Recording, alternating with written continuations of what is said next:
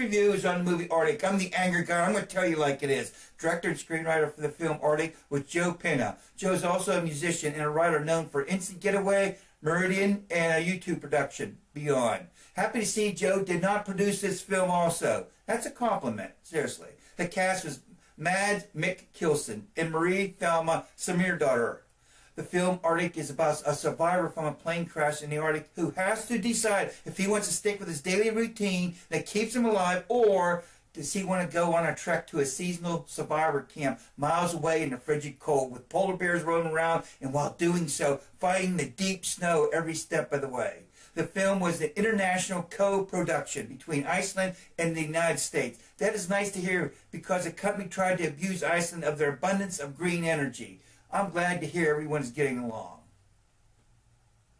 In the film Artic, I would love to know how they kept those movie cameras warm while shooting. Plus, the photography was impressive. With the environment framing and the acting, a person could feel the isolation and the cold.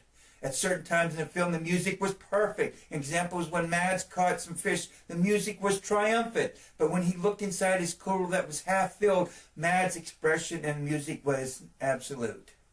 At one time, when Mads looked out at the horizon, it felt like he was trying to convince himself to make that long trip to the seasonal survival camp. To survive, Mads did his daily routine, and I tried to understand his methods. He reestablished his small rock formations, didn't understand the currents. Did Mikkelsen stack rocks for landmarks, directions, or maybe memorials for the other people that were on the plane? I don't know. Next, he would take big rocks out of a large shoveled path. Maybe he was creating a runway for a rescue plane. Checked his fishing lines or unhooked more fish. Transferred information from his homemade scrawl map to a real topography map.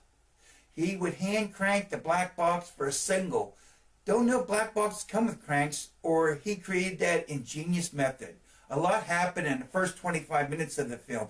In a little while, I checked the time again. It was 38 minutes in the film. I thought, how in the world are they going to sustain this film for another hour? Well, they did it by remarkable acting, great direction, and splendid storyline for a survivor film. One scene showed me what an elevated actor Mads Mikkelsen really is. One moment during the film, a person could feel how much Mikkelsen missed human contact without a single word being spoken. To be honest about the film Artic, I have to mention some little flaws. Snow blindness was not addressed, and that was probably because no one wanted to watch a guy with goggles on his face the entire movie. Another item. This pertains to the film, but trying hard not to create a spoiler. Do the excruciating hard task, whatever it took. Then you could rest for 2 days. One more item. From start to finish of the film, I was half-filled glass of water kind of guy. Out of 10, let's see, looking for an impressive acting and great Sunday afternoon movie with snacks and appreciate your surroundings at that time during the movie, I give this film an 8.2. Now, if I went to a theater and watched this good film, I would give it a 7.4, just because the storyline has been done before. But this one was better than most.